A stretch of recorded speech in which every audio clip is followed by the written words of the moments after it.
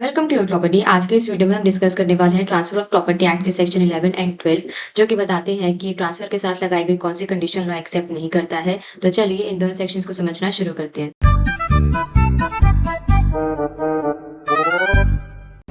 हमारे last video में हमने डिस्कस किए थे सेक्शन 9 एंड सेक्शन 10। आज हम बात करने वाले हैं सेक्शन 11 के बारे में। इस सेक्शन का बेसिक प्रिंसिपल है कि जब किसी पर्सन को प्रॉपर्टी का एब्सोल्यूट ओनरशिप दे दिया गया है तो उसके पास उसे यूज़ या इंजॉयमेंट पर ऐसे रिस्ट्रिक्शन नहीं लगाई जा सकती है जो उस ओनरशिप के अगेंस्ट हो। सिंपल लैंग्वेज में बोले तो एब्सोल्यूट ओनरशिप दोगे तो उसके राइट्स भी देने पड़ेंगे। आप एक हाथ से ओनरशिप देकर दूसरे हाथ से उसके राइट्स वापस नहीं ले सकते। फॉर एग्जाम्पल कि ए ने अपना हाउस बी को एब्सोल्युटली गिफ्ट कर दिया, लेकिन गिफ्ट डीड में लिख दिया कि बी इस हाउस में सिर्फ ब्लू कलर ही करवा सकता है, या फिर बी सिर्फ इसी रूम में रहेगा, या फिर बी घर का यूज़ सिर्फ संडे को करेगा। अगर बी को एब्सोल्यूट ओनरशिप दी गई है तो ऐसी डायरेक्शंस जनरली एनफोर्सेबल नहीं होंगी।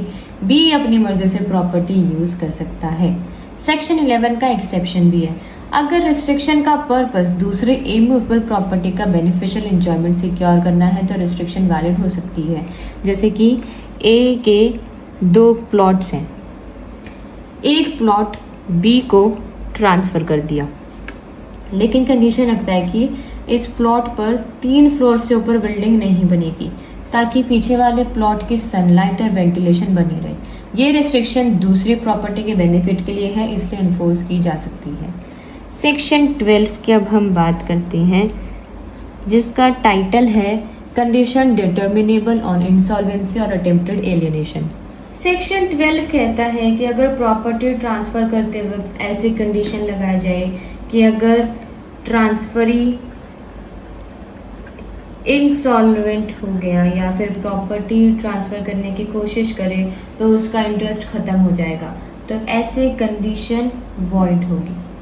फॉर एग्ज़ाम्पल ए ने बी को प्रॉपर्टी दी और लिखा कि अगर बी ने ये प्रॉपर्टी किसी और को बेचने की कोशिश की तो प्रॉपर्टी ऑटोमेटिकली मेरे पास आ जाएगी, या फिर अगर बी इंसॉल्वेंट हो गया तो उसका ओनरशिप खत्म। ये कंडीशन सेक्शन 12 के अंडर वॉइड है। क्यों? लॉ किसी ओनर को सिर्फ इसलिए पनिश नहीं करता क्योंकि वो इंसॉल्वेंट हो गया या उसने प्रॉपर्टी ट्रांसफ़र करने की कोशिश की। ओनरशिप के साथ ट्रांसफ़र करने का राइट भी आता है।